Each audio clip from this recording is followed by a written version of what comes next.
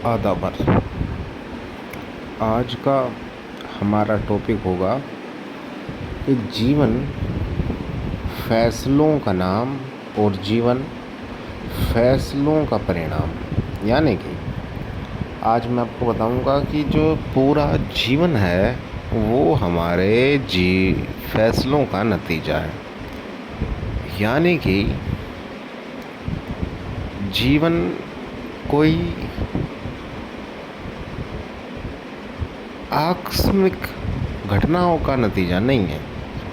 अब समझें कि जीवन का जो खेल है वो बेहतरीन फैसलों का नतीजा है। यानी कि एक एग्ज़ाम्पल से आप समझें कि आपके पास जब रोपाई का वक्त था, आपके पास रोपाई की उम्र थी, रोपाई की ताकत थी, तब आपने नफ़रतों के बीज बोए। तो जब नफ़रतों के फूल उगेंगे और उनमें कड़वाहट पैदा होगी तो उसका हश्र आपको भुगतना होगा। और उसी चीज़ को अगर आप उसके परिणाम मोहब्बतों के बीज बोएंगे तो आपको मोहब्बतों का फल सींचना होगा और उसकी मिठास आप तक भी पहुंचेगी और आपके जानने सुनने वालों को। और मोहब्बत का जो फल है वो सबसे रसीला है। तो ये एग्जाम्पल था कि जीवन फैसलों का परिणाम। अब मैं आपको एक टैक्टिक सिखाता हूँ जीवन की। आम जो इंसान है उसको जीवन में, जो बोधक इंसान है उसको जीवन में जो सबसे बड़ी कठिनाई है वो है मौत। इंसान एक विचित्र प्राणी है। अब क्योंकि इंसान मौत से बहुत डरता है तो मैं आपको मौत के कुछ टैक्टिक्स बताऊं जो उम्मीद के तौर पे आपको उन्नत समझ पैदा करेंगे और आपके जीवन जीने के स्तरों में बढ़ोतरी करेंगे। उन्नत ये है कि जीवन जब आपको मिल ही गया है तो आप अगर सोच के देखें, महज इंसान हो के ना देखें, एक थर्ड एंगल के पॉइंट ऑफ व्यू से इंसानी जीवन को देखें तो आप पाएंगे कि इस मिलियन बिलियंस और एंडलेस टाइम के प्लेनेट अर्थ पे और इतने लंबे ह्यूमन एवोल्यूशन के बाद आप एक सिर्फ 60-70 साल के वक्त के दौरान के यहाँ के मोहताज हैं। उसके बीच में जो उम्र आपको गुजारनी है उसे उम्र निकालना कहते हैं। उसके दरमियान आप किन चीज़ों पर अटके हुए हैं और उनके दरमियान जो आप चुनेंगे उसका आपको नतीजा मिलेगा। तो सबसे पहली बात तो अजरम और आप हैं नहीं। दूसरी बात यह है कि अगर आपको मौत का डर लगता है कि एक अमूमन सवाल ये आता है कि मेरे मम्मी पापा मर जाएंगे बचपन में तो मेरा क्या होगा, तो ध्यान रखें या गौर से देखेंगे तो आपको चिंता अपने मम्मी पापा की नहीं, आपको चिंता अपनी है। या जवानी में आप सोचते हैं कि मेरी बीवी मर जाएगी तो मेरा क्या होगा, तो भी आपको चिंता आपकी। या बुढ़ापे में आप सोचोगे कि मेरे बच्चे मर जाएंगे तो मेरा क्या होगा, तो भी चिंता आपको सिर्फ अपनी ही है। तो यानी आप समझे कि आप कर्ज़दार हो जाएंगे तो आपका क्या होगा, तो ये भी सोचें कर्ज़दार में आप कैसे रहेंगे और मौत आ जाएगी और बहुत बुरा जीवन होगा। तो ले दे के जो खौफ है वो मौत का खौफ है।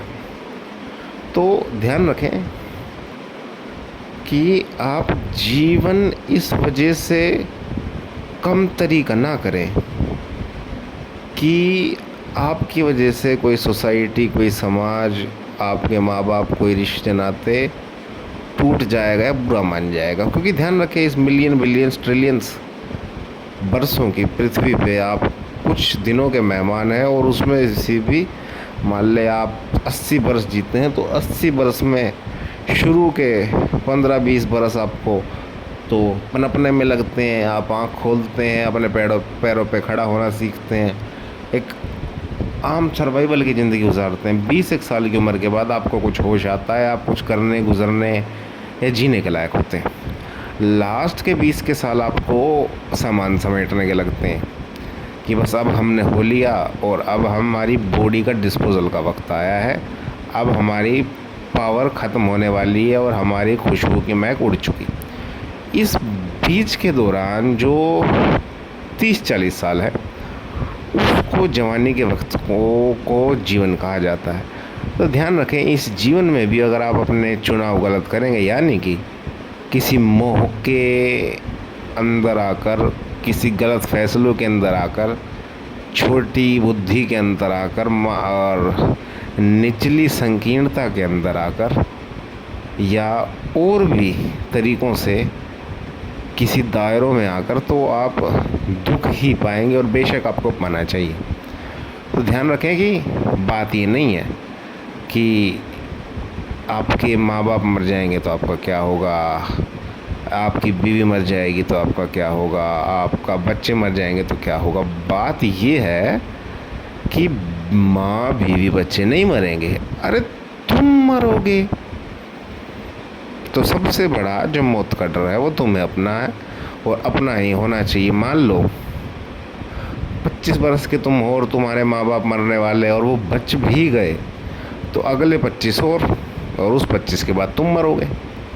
तो ध्यान रखें कि आप रंडी रोने ज़रूर चुन सकते हैं। इस बात का ध्यान रखें कि भाई रंडी रोना कोई भी कभी भी कितना ही कर ले, लेकिन अच्छा चुनना एक बड़ी बात है, अच्छा चुनना ही अच्छा है। तो मैं चाहता हूँ कि आपको कुछ समझ आए और आप जीवन चुने, इसलिए नहीं कि कोई मर जाएगा, इसलिए नहीं कि कोई खुश हो जाएगा, इसलिए नहीं कि कोई बुरा मान जाएगा, इसलिए नहीं क्योंकि दुनिया ये कर रही है, इसलिए कि आपको वो करना चाहिए, उस तरीके से जीना चाहिए और आपको जीवन करना चाहिए। जीवन हो और परिपूर्ण जीवन हो और बेधड़क जीवन हो और ऐसा जीवन हो जिसे हम जीवन कह सकें। और वही मैंने आपको बता दिया कि कैसा जीवन, कि जो लियोनार्डो दा विंची थे, मशहूर आर्किटेक्चर, मशहूर नोवेलिस्ट, मशहूर राइटर, मशहूर मोनालिसा के पेंटर लियोनार्डो दा विंची, जो हर फन के माहिरीन थे, उन बड़े मशहूर आदमी। तो कहते हैं कि लियोनार्डो दा विंची को ये मालूम था कि अगर वो गड़ी हुई मुर्दे उखाड़ेंगे या कब्रें खोदेंगे अपने एक्सपेरिमेंट के लिए, तो जो यूरोप के चर्च हैं, जो ऑर्थोडॉक्स हैं या कैथोलिक्स लोग हैं, वो उनको कत्ल कर देंगे। लेकिन उस सब के बावजूद भी जब उन्हें मालूम था कि उनका जो ज़ौक़ और शौक़ था जीवन को जानने का या प्रकृति को जानने का या अपनी सोल को सेटिस्फाई करने का, वो इतना ज़्यादा था कि उनको मौत का खौफ भी नहीं था। उस मौत के खौफ के होने के बावजूद या सर पे मंडराने के बावजूद उन्होंने कब्रें खोदी, गड़े मुर्दे उखाड़े, उनको स्टडी किया और उसके बाद उनकी फ़ोटोज़ बनाई, स्केचेस बनाए। तो इसको कहते हैं जीवन, जो मौत से घबराकर पीछे कदम नहीं खींच लेता, बल्कि जो मौत को लांघ जाने के बाद शुरू होता है, जिसके कदम मौत की दहलीज पार करने के बाद चलते हैं, या जिसका सफ़र ही मौत के ऊपर से गुज़र जाने के बाद शुरू होता है, तो इसको जीवन कहा जाता है। तो कुछ उस तरीके के जीवन पर मैं आपको लेके आना चाहता हूँ। अगर आप एक शख्स ही बने रहेंगे और महज दायरों तक ही सोचेंगे और सिर्फ एक चाबी भरे रोबोट की तरह या चाबी भरे बंदर की तरह ही जीना चाहते हैं, तो बेशक आप जिएं, क्योंकि जीवन मैंने आपको बताया चुनावों का नतीजा है और आपको आपके चुनावों का फल मिल जाएगा। लेकिन जैसा कि वो गाना था, एक प्यार का नगमा है, मौजों की रवानी है, ज़िंदगी और कुछ भी नहीं, तेरी मेरी कहानी है। तो इसमें लाइन ये भी थी, अगर आपने सुनी हो, कि दो पल के जीवन से एक उम्र चुरानी है। तो अगर आप 2 पल के जीवन से एक उम्र चुराना चाहते हैं, 2 पल के जीवन से एक ज़िंदगी चुराना चाहते हैं, तो उसके लिए मैं आपको बताना सिखाना या आपको उस तरफ ले जाना चाहता हूँ कि थर्ड एंगल पे देखें। महज एक इंसान नहीं, एक सामाजिक दायरे वाले इंसान।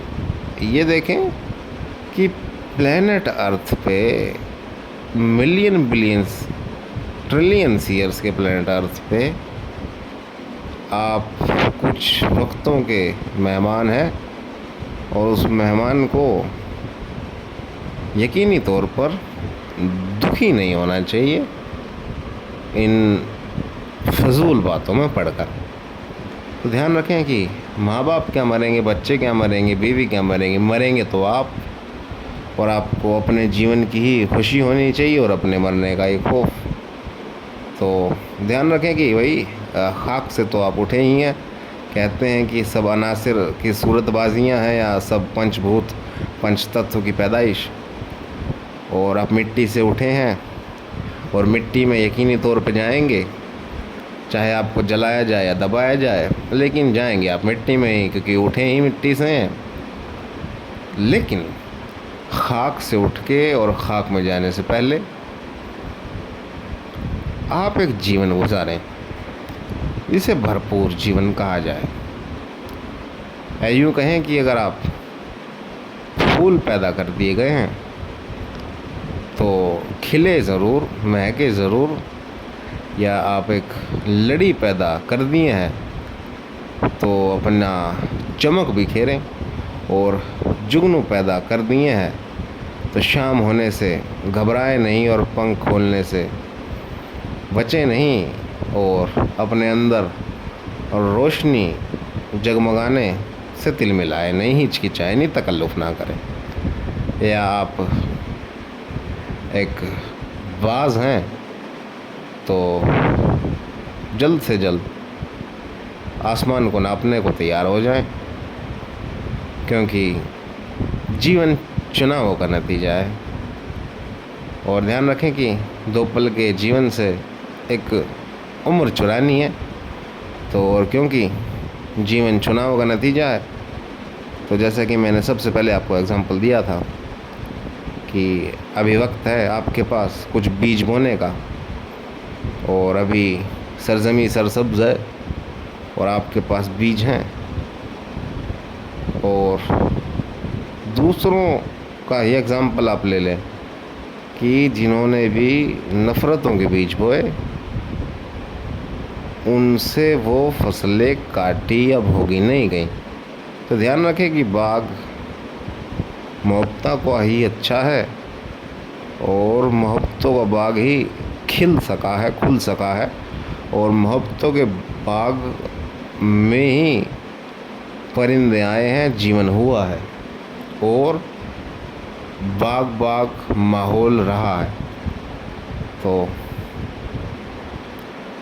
बीज बोएं या जीवन करें तो मोहब्बतों, नेकी, ईमानदारी, पुरुषार्थ और ईमानदारी भरा, ह्यूमैनिटी से भरा हुआ, जो इंसानियत को शुमार करता हो वो जीवन।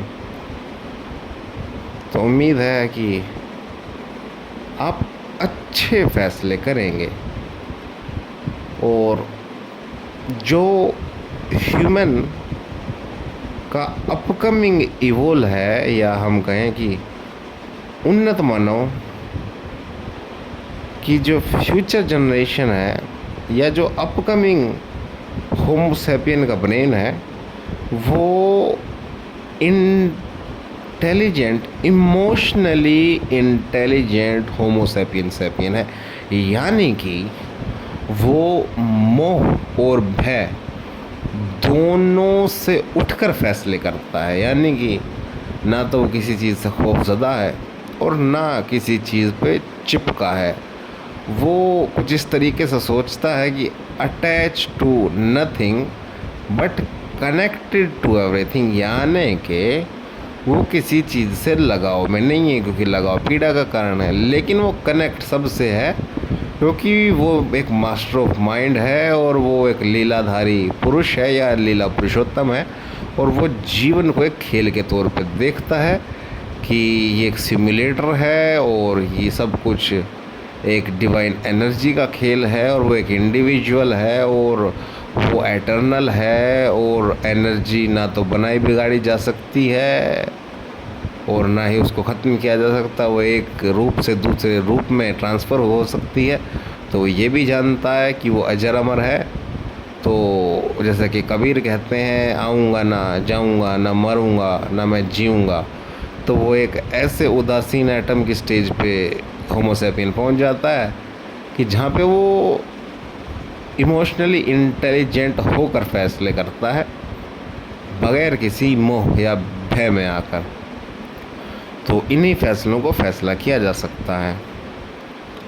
बाकी अनगिनत राही गए इस राह पर, उनका पता क्या, पर गए कुछ लोग इस पर छोड़ पैरों की निशानी। तो ध्यान रखें कि अनगिनत राही गए इस राह पर, उनका पता क्या कि अगर आप जीवन नहीं भी जिएंगे या गलत भी करेंगे तो कोई नहीं पूछता। आज तक किसी ने किसी को नहीं पूछा। या आप जीवन में देखेंगे कि कोई बाप अपने बच्चे से खुश नहीं है, कोई बच्चा अपने बाप से खुश नहीं है, कोई बीवी अपने पति से खुश नहीं है, कोई पति अपने बच्चों से खुश नहीं है, कोई बच्चे अपने माँ बाप से खुश नहीं है, कोई रिश्ते नाते एक दूसरे से खुश नहीं है, कोई समाज आज तक खुश नहीं हुआ। आराम राज्य एक कल्पना है और जन्नत हमारा सपना। तो खैर ये समाज की हकीकत है। तो मैं चाहता हूँ इस सब से बच के आप एक जीवन गुजारें, ताकि आप कम से कम यूँ तो कह सकें कि आपको समाज ने बर्बाद नहीं किया। आप अगर बर्बाद भी हुए तो अपने खुद के हाथों से। तो ये मेरी नज़र में एक अचीवमेंट है कि जब बर्बाद होना तय है, वैसे तो नहीं है, क्योंकि ईमान की राहों में आई बर्बादी भी आबादी है। तो अगर आपको बर्बाद भी होना पड़े तो दूसरों के या समाज की या छोटी संकीर्ण सोच के या चाबी वाली बंदर बन के नहीं। अगर आपको बर्बाद होना है तो अच्छे तरीक़ों से हो, नेकी पर हो, और उस तरीके से हो कि खुशबू को जन्म देने के लिए फूल मर मिट जाता है। तो ये तरीके हैं कि भले ही वो फूल मुरझा जाए खुशबू को पैदा करने के बाद, या मिट जाए या सूख जाए, लेकिन वो खुशबू कभी नहीं जाती।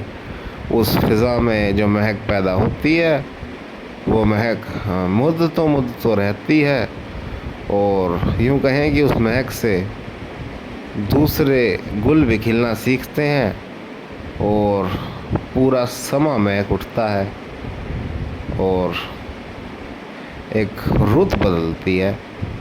तो जीवन ऐसा गुजारें कि रुत बदले, क्योंकि मुरझाए हुए तो यहाँ हर कोई है। और ध्यान रखें कि इस एग्जिस्टेंस का एक सबसे ख़ास बात ये है कि भगवान अखरोट देता तो है लेकिन फोड़ कर नहीं देता। तो ध्यान रखें कि जितने भी देवता थे या राक्षस थे या जितने भी शैतान थे और नेक नाम लोग थे, तो ध्यान रखें कि जो लाइफ सिलेक्शन है या हमारे डिसीजन मेकिंग है, या मोहब्बत के या नफ़रत के बीज बोना है, या नेकी है या बदी है, ये सब हमारी खुद की डिसीजन मेकिंग है। तो जैसा चला आ रहा है वैसा आप चाहें तो कर लें, और अगर आप चाहें और आप इस चीज़ पे यकीन करते हैं कि one man can make a difference, तो यकीनी तौर पर बदलें। और बदलने से यकीनी तौर पर होता है। जिन्होंने भी बदलाव को कदम बढ़ाया है उन्होंने समाज बदला है और उन्हीं से ही इस इंसानियत की शान है और उन्हीं से ही ये वजूद रोशन और जगमग है। तो ध्यान रखिए, आप इमोशनली इंटेलिजेंट हैं, आप एक अच्छे डिसीजन मेकर हैं, आप एक उन्नत मानव हैं और आप एक आने वाले समाज की नींव रखने वाले शुरुआती लोग हैं। तो नींव अच्छे फैसलों से और मजबूत बुनियाद के साथ रखें ताकि आने वाला समाज खुशबूदार हो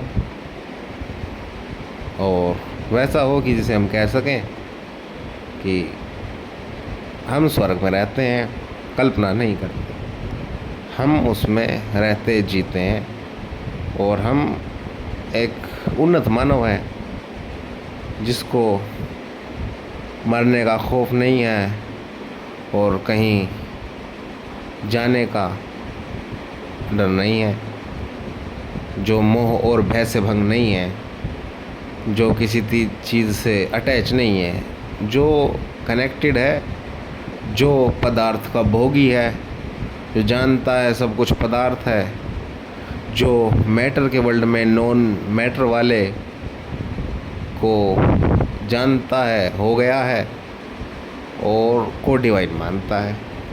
तो आने वाला वक्त डिविनिटी का है और फुल्ली पोटेंशियल इवोल्ड ह्यूमन के जीवन का है। तो वो चुनाव का नतीजा है, तो अच्छे चुनाव करें। ले दे के मेरा मकसद आपको एक अच्छा डिसीजन मेकर बनाना है और जिसका अल्टीमेट एम है कि आपको जीवन मिले और मैं आपको जीवन की तरफ खींचना चाहता हूँ, क्योंकि जीवन एक तोहफा है और जीवन होना चाहिए। तो मैं चाहता हूँ कि इंसानियत का परचम बुलंद रहे।